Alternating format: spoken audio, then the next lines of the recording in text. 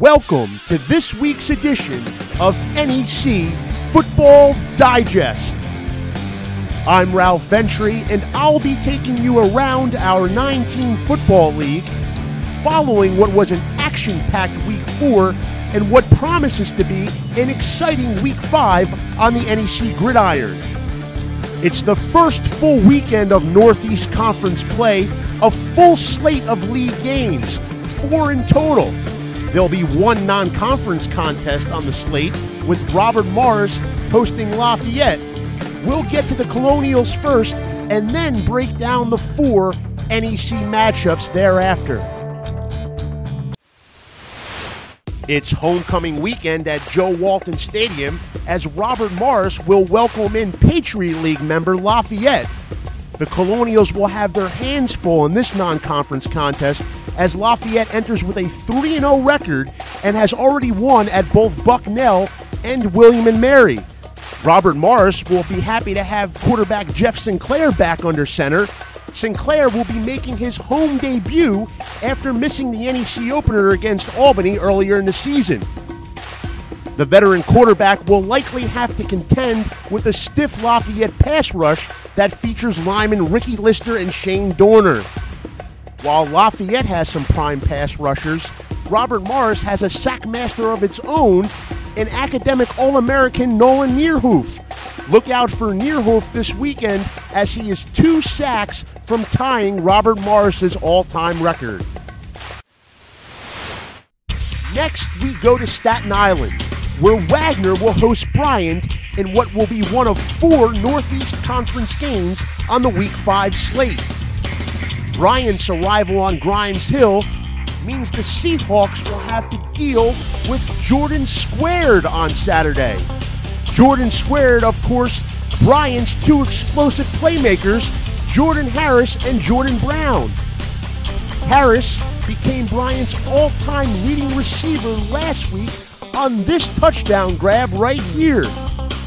Meanwhile, Brown, the running back who rushed for over 100 yards in last week's defeat, is a threat to score every time he touches the ball, and that includes returning kicks for Bryant. Speaking of special teams, that's a Seahawks specialty. Anyone who saw the NEC-TV featured game of the week for Week 4 knows just how good Wagner is on special teams. There's the explosive Otis Wright returning kickoffs, and then there's the big boot of place kicker David Lopez. So in a game that's expected to be a tight one, we'll see if Lopez gets his chance to make a difference when Wagner and Bryant meet in Week 5. They first met when Woodrow Wilson was in the White House.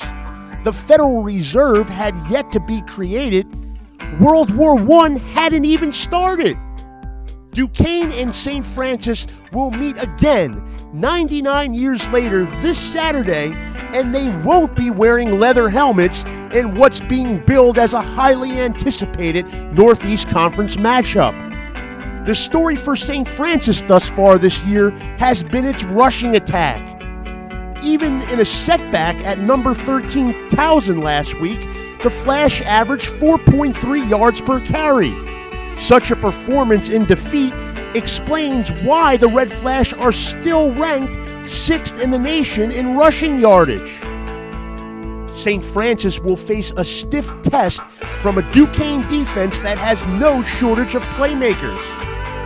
Right there in the linebacking core, there's Dorian Bell and Shidozi Aparanosi.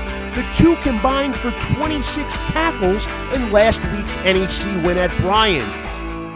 Last year's meeting between these 2 teams went in favor of Duquesne by a 41-14 margin. But Duke fans, beware.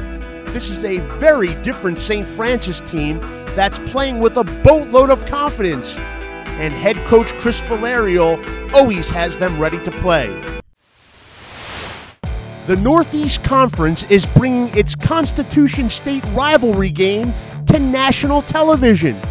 When Sacred Heart hosts Central Connecticut on homecoming this Saturday, fans can watch all of the action live on Fox College Sports Atlantic and ESPN3.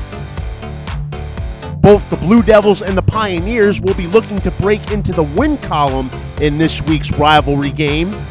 Both teams have had slow starts, but their head coaches have admitted to seeing some progress over the season's first month. One progression has been that of Central Connecticut quarterback Andrew Clemens. The first-year starter rushed and passed for a touchdown in last week's game against Wagner. On Sacred Heart's side, keep a lookout for the emerging playmaker that is Robert Dim. The wide receiver caught 6 balls for 108 yards last week at Monmouth, but the Pioneers are still looking to jumpstart their run game. Sacred Heart averaged just 1.8 yards per carry last week against the Hawks. They'll face a Central team that is looking to improve upon its run defense. We'll see which team continues its progression this Saturday. So tune in on FCS Atlantic and ESPN3. Kickoff is 12 p.m. Eastern Standard Time. And finally, it's not the NEC-TV featured game of the week, but it's a battle of heavyweights nonetheless.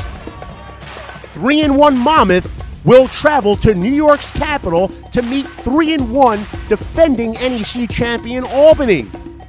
The two storied programs each have 5 NEC titles under their belt and are in the mix for number 6. Both teams have been extremely effective in all 3 phases of the game: offense, defense, special teams.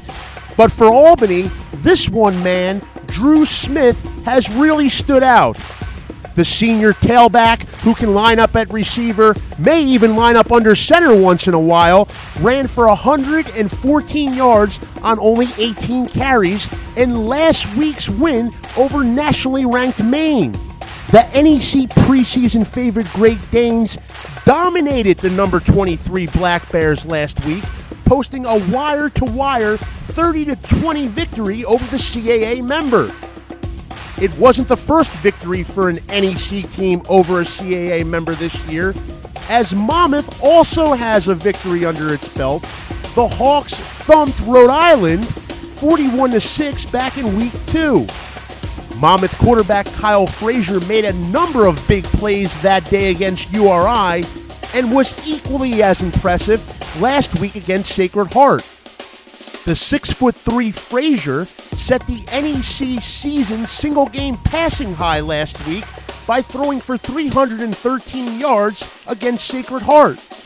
As a result, the veteran signal caller took home the NEC's Offensive Player of the Week award. Weekly accolades are not what these two teams are playing for, though. It's no secret that the Hawks and the Danes both have their eyes on the big prize. So there's the rundown. I'm not sure if you are as excited as I am about Week 5, but regardless, make sure you come back and join us here on NEC Front Row next week for Northeast Conference Football Digest.